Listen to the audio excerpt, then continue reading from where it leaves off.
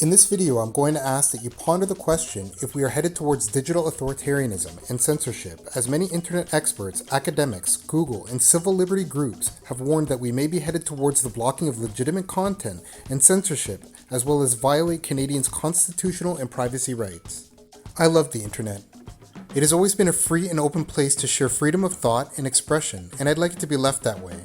But recent bills proposed and quickly being jammed through the House of Commons threaten this freedom of expression by the newly formed NDP Liberal coalition that has usurped the Canadian electoral process and overturned the will of the Canadian voters who elected a minority Liberal government through our free and fair election process.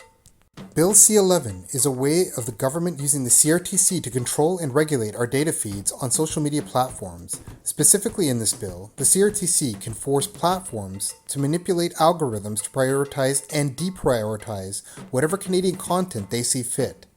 How platforms will identify Canadian content and users is unclear. In addition, it is unclear what policy the NDP Liberal coalition is going to present to the CRTC to enforce because Justin Trudeau has been completely non-committal to providing transparency on the issue. Please Google the Global News article currently displayed on the screen, as there is a video of Trudeau avoiding all responsibility of providing transparency to the public of what policies he will be making the CRTC enforce in regards to prioritizing or deprioritizing Canadian content and in Canadian data feeds. I would assume that it would not be used to prioritize political campaigns and agendas, but without full transparency that remains unclear.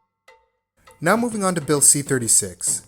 This bill has been recently dropped due to the controversy from internet experts and academics that have cautioned the proposed bill would likely result in the blocking of legitimate content, censorship, and would violate Canadians' constitutional and privacy rights. The Canadian government is now working on introducing a new proposal that would force social media platforms themselves to censor online speech in an attempt to curtail hate crimes. Now I'm sure the question is, why would there be a problem with suppressing online hate? I'm in no way advocating hate, racism, or any other type of speech that has negative emotional effects on other human beings. But much of what this bill has proposed to enforce is very subjective and opinionative, and this is the reason that experts have advised that this bill can be abused and misused by those who have the power to enforce online speech.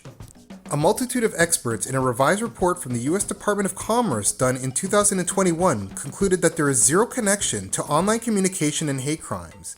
In addition, they also mentioned that censoring online speech can be counterproductive and exacerbate a virtually non-existent problem that's carried out by a very extremely small minority. Dear Canadian Government, I humbly ask that you immediately stop trying to pass bills to control and regulate the internet. You should not have a panel of law experts, tech giants, and others to explain to you that you would be violating the Constitution and human rights based on such regulatory powers that you wish to place over the internet.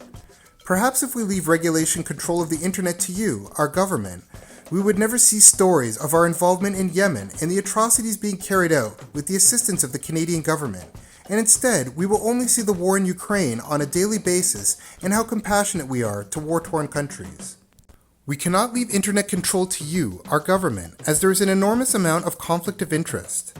If I'm mistaken and your intentions are honorable and true, you should fight for algorithms used by social media and other platforms to be open source for public display.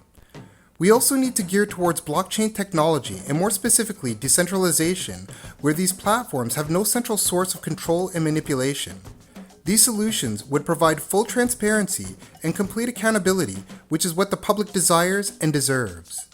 In addition, the United Nations has a universal human rights doctrine.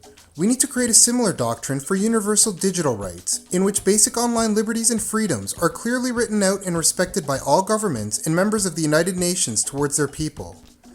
To have a centralized source controlling and regulating the internet would be a government controlling and regulating freedom of speech and information in the digital space.